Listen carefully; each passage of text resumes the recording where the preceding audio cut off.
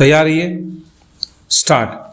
वर्तमान मामले के तथ्यों, परिस्थितियों, साक्ष्यों, पक्षों की बहस और इस न्यायालय के द्वारा स्थापित विधि के विचार में हम सुविचारित राय में हैं कि वर्तमान मामला भारतीय दंड संहिता की धारा 306 के अंतर्गत चतुर्दिक आच्छादित है और अभियुक्त संख्या 2 जो घटना के समय अवयस्क था की दोष सिद्धि को छोड़कर शेष अपीलार्थी गण को ठीक ही अवर न्यायालयों ने भारतीय दंड संहिता की धारा 306/34 के अंतर्गत दोष सिद्ध एवं दंडित किया है।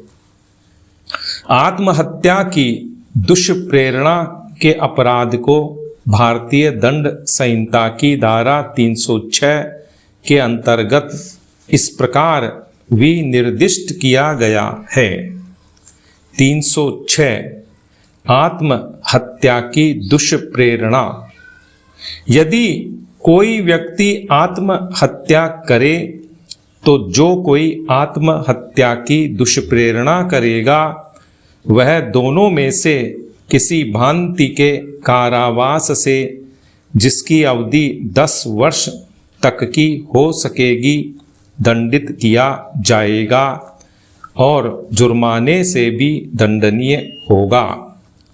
किसी बात की दुष्प्रेरणा कब घटित होगी, इसका अर्थ भारतीय दंड संहिता की धारा 107 में इस प्रकार परिभाषित किया गया है। धारा 107 किसी बात की दुष्प्रेरणा वह व्यक्ति किसी बात के लिए किए जाने का दुष्प्रेरण करता है जो पहला उस बात को करने के लिए किसी व्यक्ति को उकसाता है अथवा दूसरा उस बात को करने के लिए किसी षड्यंत्र में एक या अधिक अन्य व्यक्ति या व्यक्तियों के साथ सम्मिलित होता है। यदि उस षड्यंत्र के अनुसरण में और उस बात को करने के उद्देश्य से कोई कार्य या अवैध लोप घटित हो जाए अथवा तीसरा उस बात के लिए किए जाने में किसी कार्य या अवैध लोप द्वारा सहायता करता है। स्पष्टीकरण 1। जो कोई व्यक्ति जानबूझकर दुर्व्यपदेशन द्वारा या तात्विक तथ्य जिसे प्रकट करने के लिए वह आबद्ध है जानबूझकर छिपाने स्वेच्छया किसी बात को किया जाना कारित या उपाप्त करता है अथवा कारित या उपाप्त करने का प्रयत्न करता है वह उस बात को किया जाना उकसाता है, यह कहा जाता है। जो कोई या तो किसी कार्य के किए जाने से पूर्व या किए जाने के समय उस कार्य के किए जाने को सुकर बनाने के लिए कोई बात करता है और एतद द्वारा उसके किए जाने को सुकर बनाता है वह उस कार्य के करने में सहायता करता है, यह कहा जाता है। शब्द अंग विक्षेप का कार्य जो किसी स्त्री की लज्जा का अनादर करने के आशय से किया गया है को भारतीय दंड संहिता की धारा 509 के अंतर्गत निम्नवत विनिर्दिष्ट किया गया है। धारा 509 शब्द अंग विक्षेप या कार्य जो किसी स्त्री की लज्जा का अनादर करने के लिए आशयित है।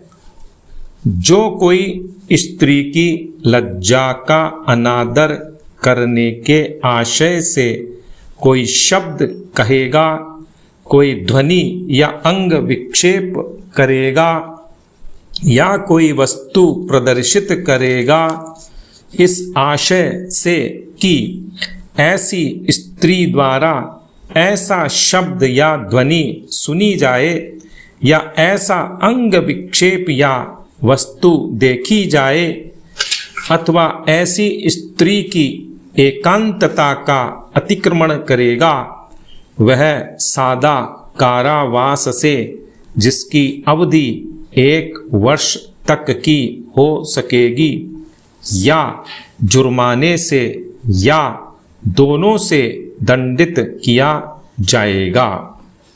3. पवन कुमार बनाम हिमाचल प्रदेश 2017 के मामले में अपीलार्थी की पत्नी प्रेम विवाह उसे परस्पर मतभेद के कारण विवाह के 1 वर्ष पश्चात ही अपने पिता के घर पर रह रही थी। अपीलार्थी के बुलाने पर भी पत्नी ने वापस आने से इनकार कर दिया। इस पर अपीलार्थी ने उसे धमकी दी कि वह उसका अपहरण कर लेगा।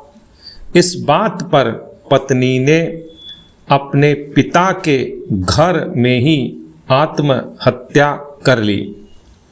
विचारण न्यायालय ने अपीलार्थी को भारतीय दंड संहिता की धारा 306 एवं 498 के अंतर्गत आरोपों से दोषमुक्त कर दिया, किंतु उच्च न्यायालय ने अपीलार्थी को भारतीय दंड संहिता की धारा 306 के अंतर्गत दोष सिद्ध किया, किंतु धारा 498 के अंतर्गत आरोपों के तहत उसकी दोष मुक्ति को कायम रखा। पुनः दूसरी अपील इस न्यायालय के समक्ष आई, जिसमें 3 सदस्यीय पूर्ण पीठ ने अपीलार्थी की धारा 306 के अंतर्गत दोष सिद्धि को कायम रखते हुए निम्न अभिनिश्चय दिए। शब्द दुष्प्रेरण को भारतीय दंड संहिता की धारा 306 के अंतर्गत परिभाषित नहीं किया गया है। विराम।